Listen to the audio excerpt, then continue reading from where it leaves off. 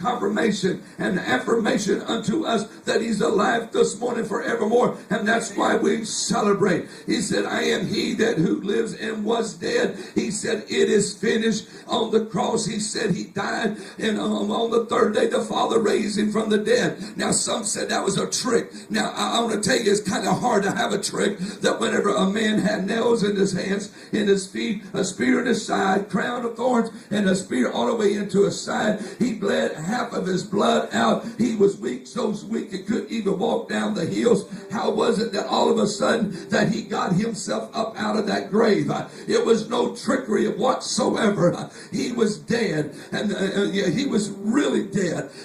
He died upon the hill called Calvary, called the Hill of Skull. His death was dead. He said, I am he that was dead. And another translation says that I am he that became dead, voluntarily became dead. Voluntarily, I laid my life down. Voluntarily, no man took it from me. I laid my life down, and this is what I love. He says that I am alive forevermore. Hallelujah. They took the tomb and they sealed the tomb, put guards outside of the tomb, but the guards could not keep him.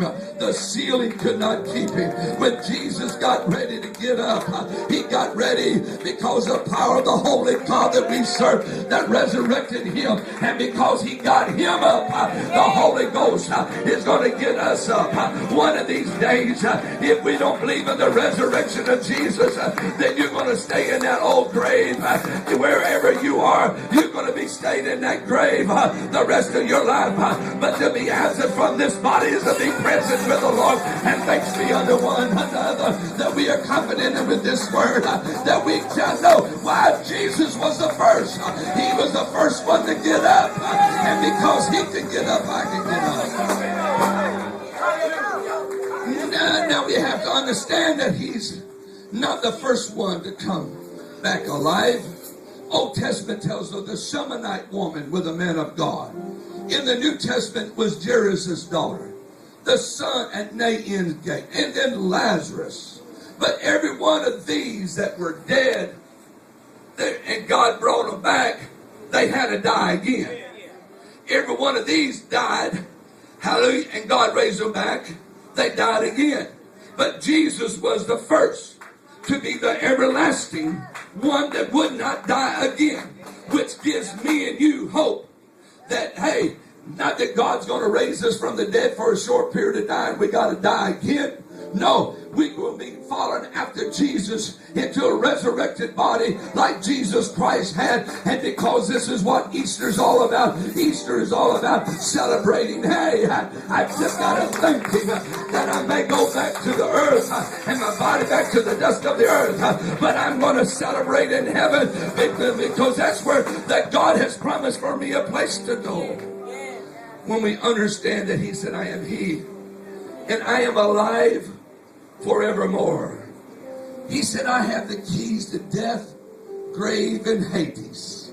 I have the keys to hell. He said, I come down, hallelujah, I come down to take the keys from the prisoner house. I went down into the pits of earth to open up the prison doors, to lead out the captive, and to set them free, to tell them they no longer are bound in the prison house. Death can no longer hold them. Church, we got to understand, death scares a lot of folks. Death don't scare me. Death is the avenue that I get from here over there. Death is the avenue for me to get my reward. Death is, as some people says, well, I'm on a fearful death. And we all have the concern of death. Oh, but I'm not fearful because I understand there's something for me on the other side. Now, if you don't know